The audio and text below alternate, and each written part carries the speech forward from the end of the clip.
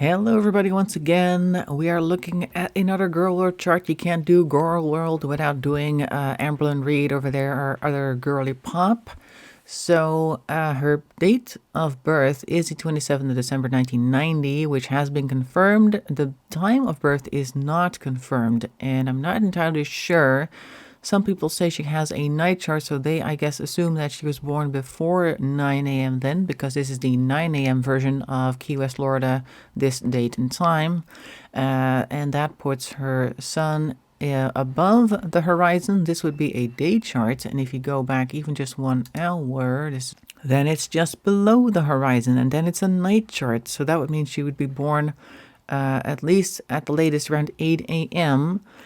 I haven't been able to find any source that tells us her birth time. The thing that comes closest is recently she uploaded a video where she talked about how her mother called on Christmas Day early in the morning to tell her that that was the time she had gone into labor. And then on the 27th, she had Amber in the morning. That's what she says. So the main difference there is day chart versus night charts, which means that either her Mars is more debilitated or her Saturn is more debilitated, or at least a more negative influence on her.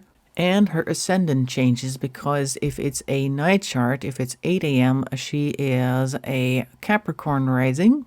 And if, again, I keep forgetting which direction I'm supposed to go in, if it is 9 a.m. and further, she is an Aquarius rising, which is also what our other Gorlypop has.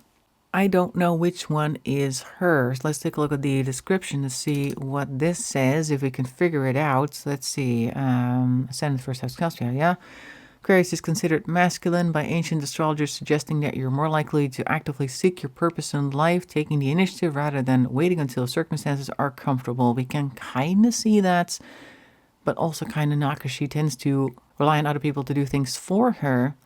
But on the other hand, she does take initiative in the sense that she is usually the one to move in with the next girl, even though the next girl may not be in agreement with this at the start. So there is that initiative, and she does release things on her own initiative into the world, and then everybody starts speculating to see what she's actually talking about, stuff like that. So there is a little bit of that initiative. But on the other hand, she has been referred to as a pillow princess, so that also means that there's going to be some laid back behavior. So maybe she also has a bit of a right on the cusp type of ascendant. I have that personally as well. My ascendant is somewhere right in between Sagittarius and Scorpio. Now, some people say that that means that you're more Sagittarius than, I guess, everybody else, because the first degree is like, oh wow, breath of new fresh air, new sign, a new me, and that sort of thing.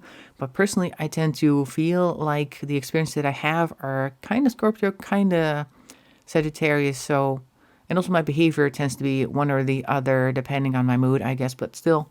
So I think that she may have a bit of a mix of both. But in any case, so the Aquarius one says fixity of purpose, resolution, self-reliance, and independence. You're gregarious and unconventional, original and objective. You're independent, and yet your purpose and fate are strongly linked with your friends and associates. There is that link. Mostly people do not really care about what she's doing, but we're looking at all the people and other beings around her, including her pets and things like that, her family, her exes, her friends. So we're looking at that. And if she didn't have those, if it was just Amber and nothing else going on, I don't think anybody would really be watching her anymore.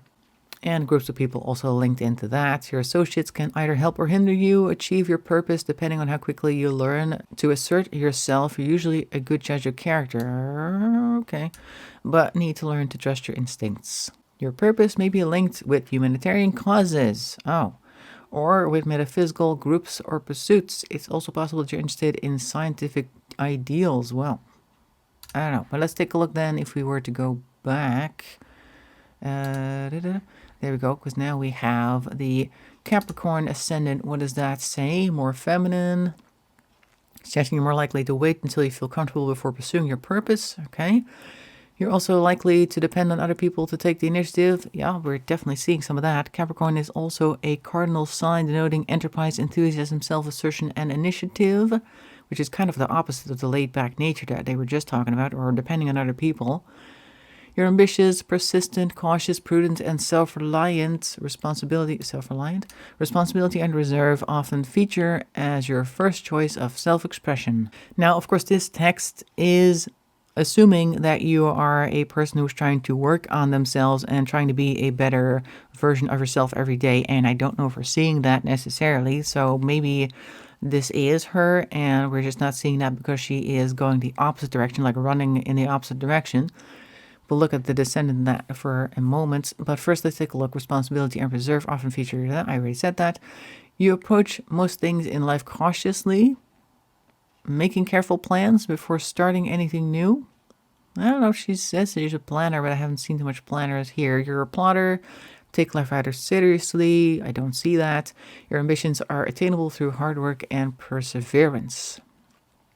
Well, that's basically for everybody. But as I'm saying, reading through this, I don't see a lot of this in her, except for the depending on other people take the initiative. And you could also say her taking the initiative to go live with other people is her taking initiative. So there is a little bit of both. Let's see, descendant in Cancer, or there's no description for that. So Cancer is a watery sign, very much about hard work, about mothering, a mother bear type of energy with Cancerians.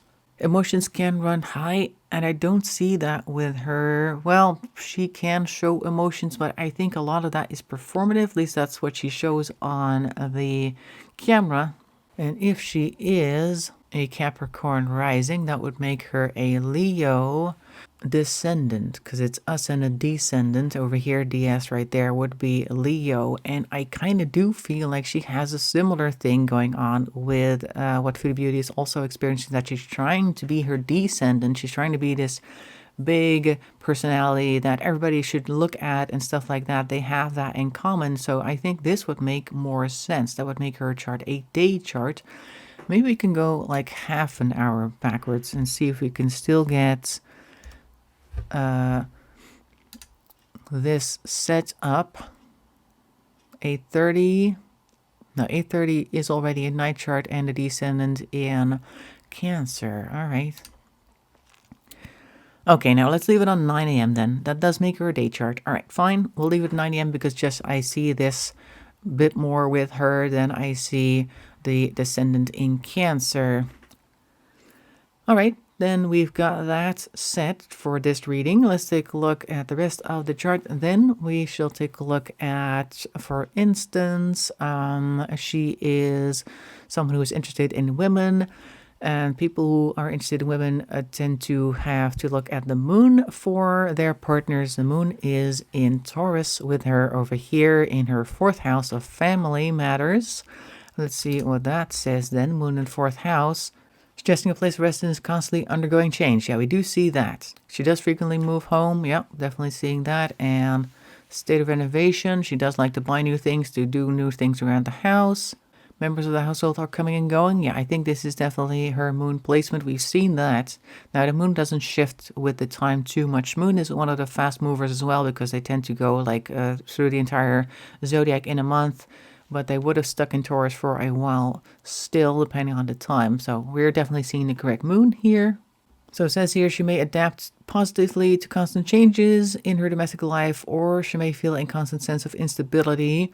I don't know if she feels instability. I think she doesn't care where she lives, to be honest. As long as there's somebody there that she likes, or she has something going on there that she likes, she feels fine in whatever location that she's at. So I think that she's definitely learned to adapt. I think this is also referencing her early childhood, like since she was 8, I believe, she was constantly being moved from foster homes. At least that's what she's trying to tell us. So there's definitely a lot of moving around there as well. So I can see that as well. Over here, moon in Taurus. Generally speaking, you're able to meet your own emotional needs. Yeah, that's because the only emotional needs that she wants to meet are her own. Or find others who help you. Yeah. She does that a lot. She is always in the DMs, so we can definitely see that. Emotional need for stability and steady routines. May fear change, preferring the safety of the known rather than the unknown. Yeah, she doesn't venture out much. I wonder if she would go out more if she were capable of doing so, or would she just drive herself back and forth to Target every couple of minutes? Oh, this is also interesting. Emotional duress can lead to you indulging in overeating. retreating from the world, and perhaps even sins of the flesh, perhaps. So this is definitely her moon. All right, very good. We've seen that. So interestingly enough, Vesta is also in Taurus. Vesta, I said very quickly last time with Foodie that it is kind of like how you can serve. At least that's how it's been described to me. Doesn't actually say anything about that. Hearth and the family in the 4th house. Good placement for Vesta, I would say. Commitment to the family and home. Ability to take a look at other family members. Oh, after other family members. Does she? Maybe this is something that she should be doing rather than other people looking after her. And see, it says here you have the ability to be able to look after other family members. That doesn't mean that she's showing this ability. It just means that she has the potential to do that. But what we're seeing is the opposite because she's maladapted.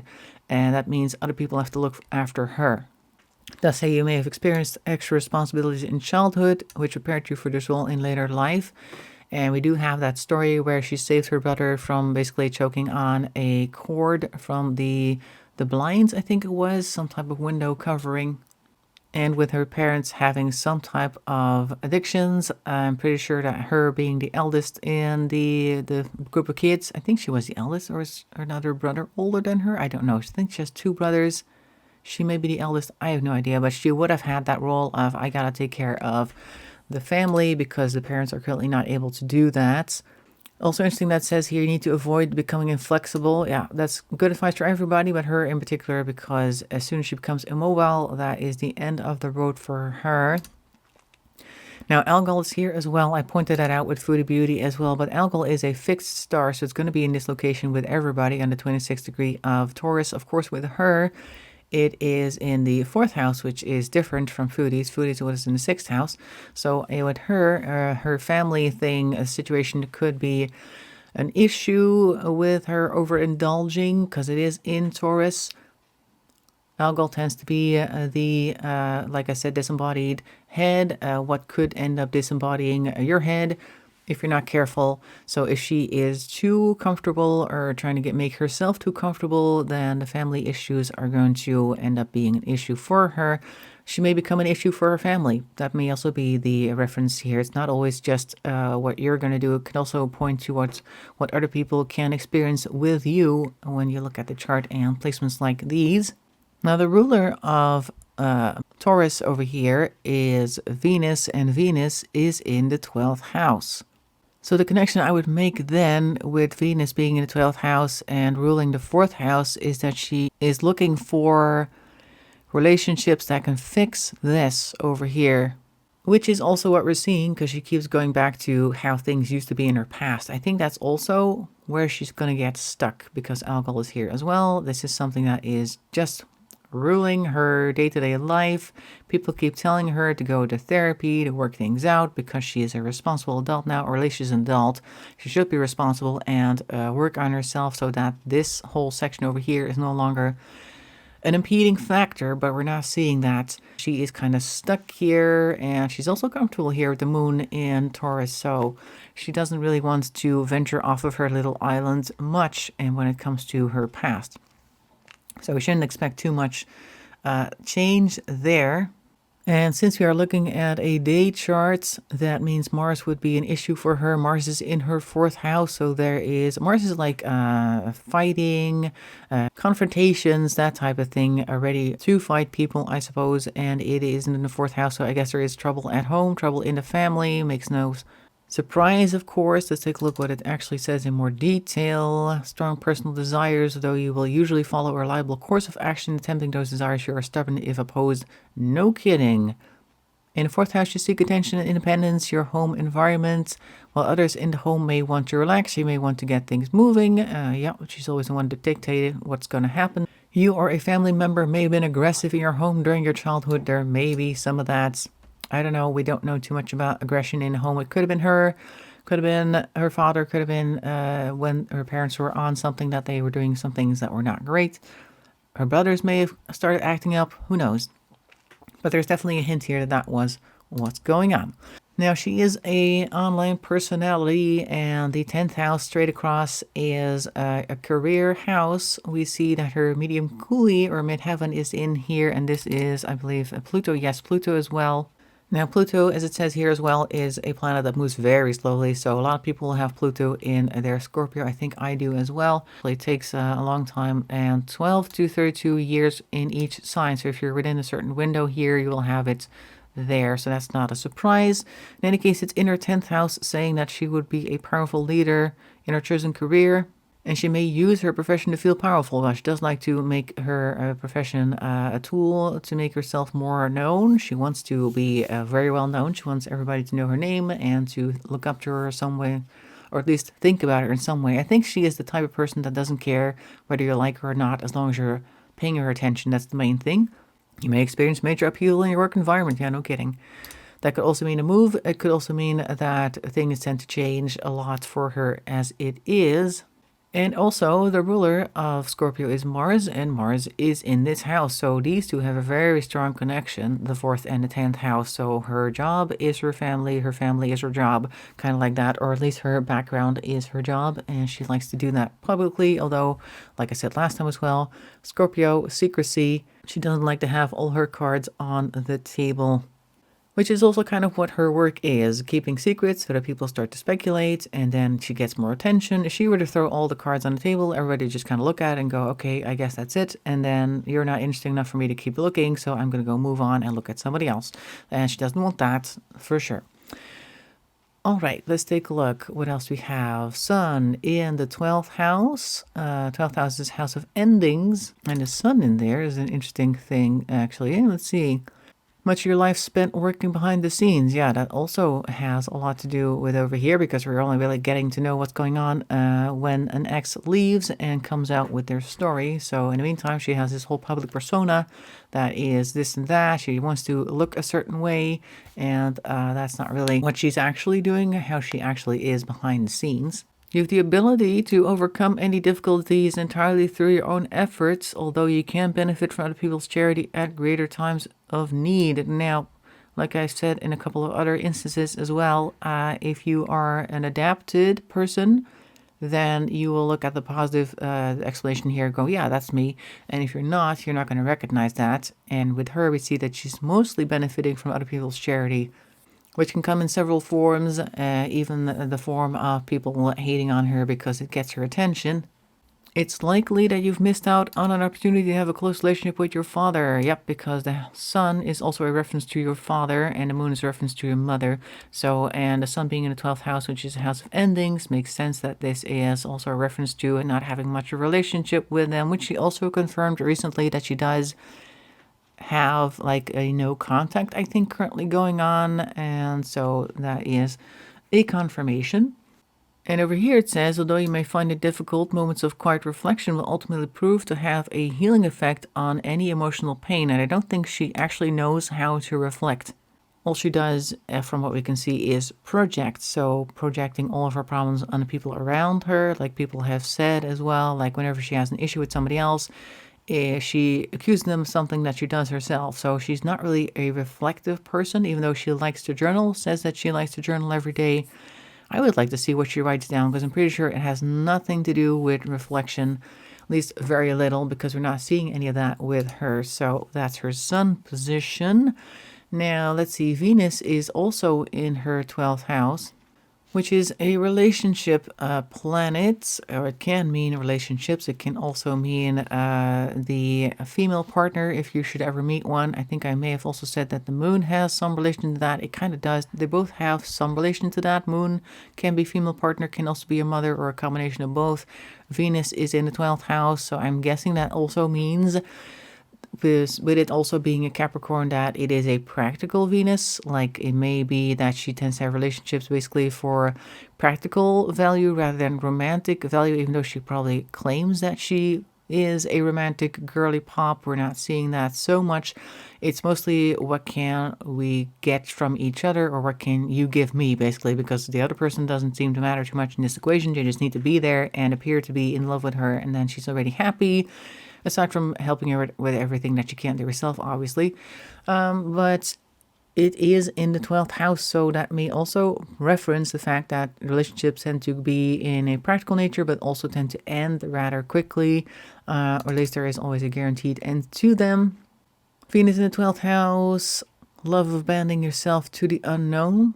Maybe you're just throwing yourself out there, throwing caution to the wind, and you may become consumed with pursuing a beautiful future, failing to see the beauty in the present. Yeah, always looking for the next best thing, which is also why she's always in other people's DMs to try and talk to the next girly into joining her when she's still with somebody else. And this is a very dangerous line for a narcissist to read. You learn to value the world's beauty as a reflection of yourself. So that would make them think, oh my God, all the beauty I see out there is actually from within me, blah, blah, blah. But we don't really want to feed her that, because that's not really what's going on. If the world outside really looked like what was going on inside of her, I think we'd see a much bleaker world. But okay, that's something she could have been doing if she were adjusted instead of maladjusted. So here we have Venus in Capricorn, shy in relationships. Are we seeing that? I don't know. Maybe a bit withdrawn. You will form relationships slowly, but they are likely to be enduring.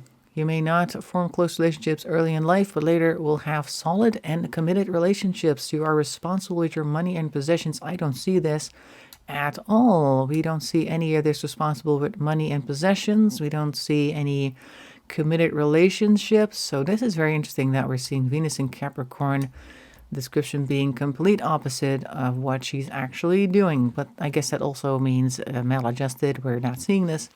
Although you could look at the enduringness of relationships in the sense that whenever she has dated someone, they never really leave her orbit, because even though they are exes, we are still going to be remembering them. People will still keep calling back on them and wondering what they're doing in relation to her. So I guess in that sense, it's difficult to leave the orbit of something that has such a gravitational pull, shall we say. And so maybe that's what this is talking about.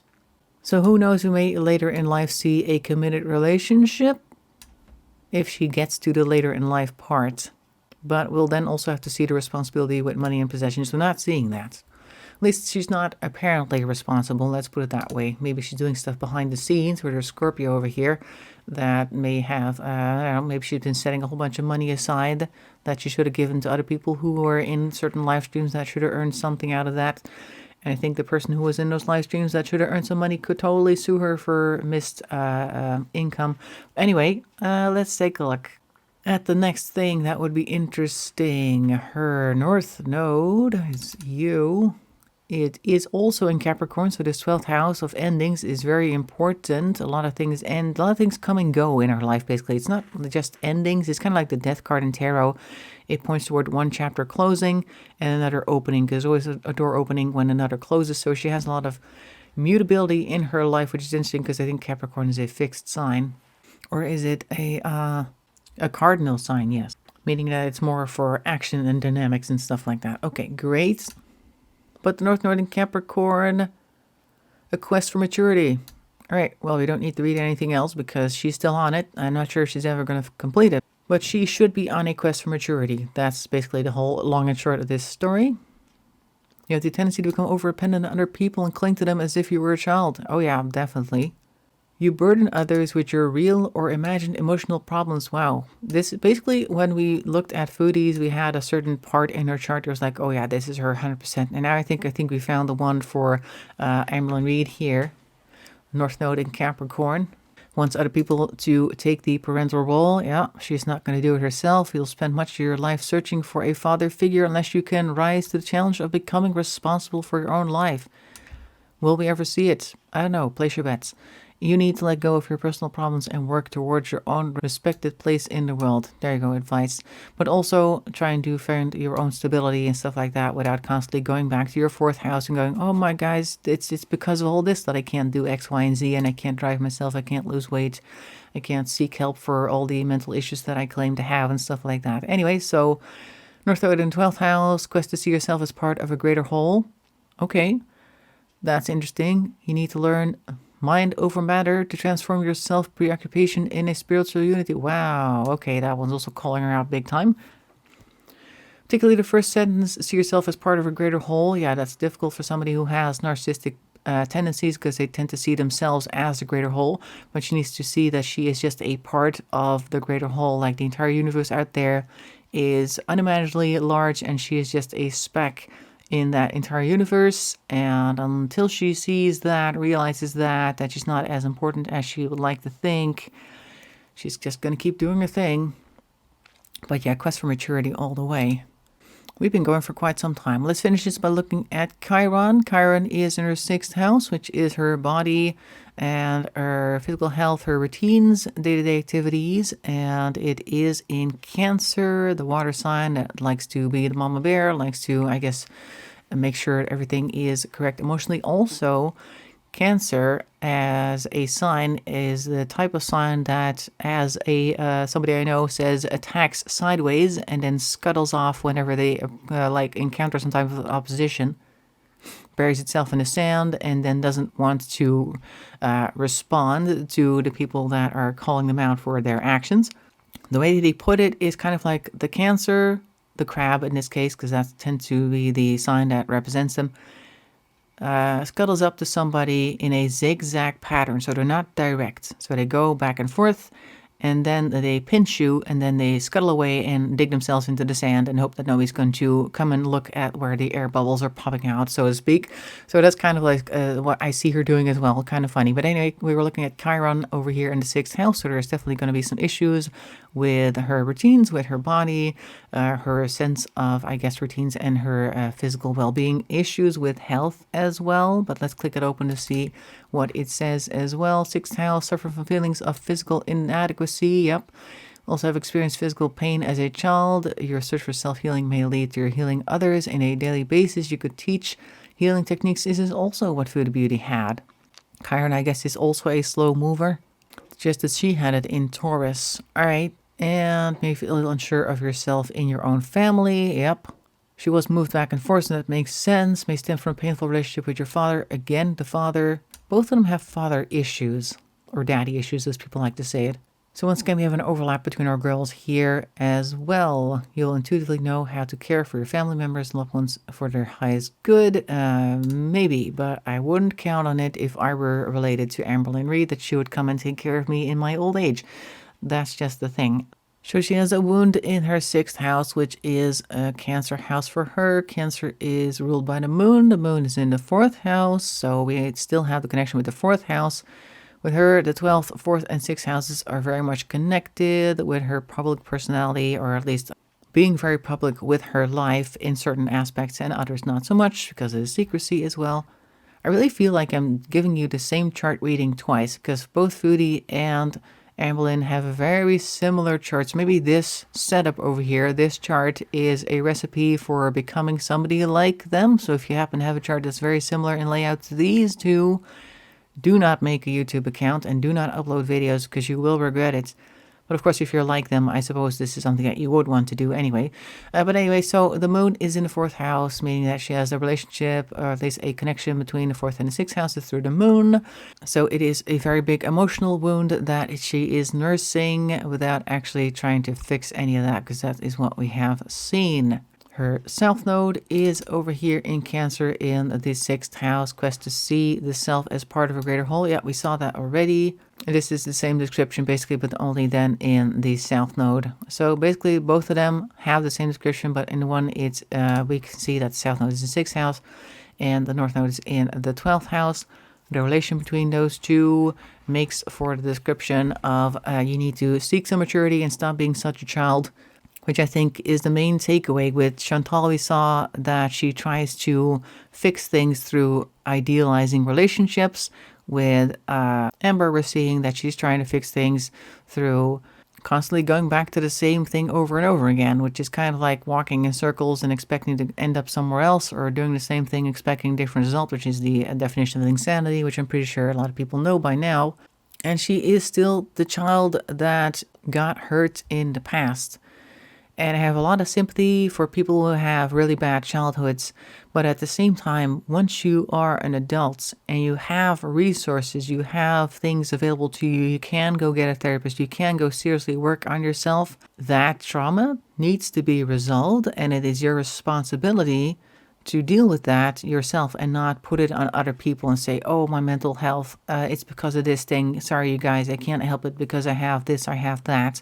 So that is something she needs to work on. And I was just reminded, by the way, the sun also tends to be a little bit of a personality thing. Like I am the sun. The sun is in the 12th house. 12th house is of endings. Her relationship thing is in here too, her Venus. So this also kind of points, at least for me, towards her constantly taking on the personality of the people that she is focusing on.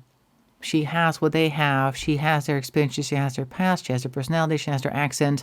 Whenever she's with somebody else, there are certain things that kind of stay the same. I guess that would be the Amber part of the equation. But mostly she absorbs the people that she is with, which may also be why her story about the past, the whole foster care situation, is so confusing, because I do think that there are definitely stories that she tells that are actually other people's stories of other kids that she encountered in the foster system, and she listened to their stories and went, oh my god, that's so terrible. There must be so many people who feel sorry for you because of that.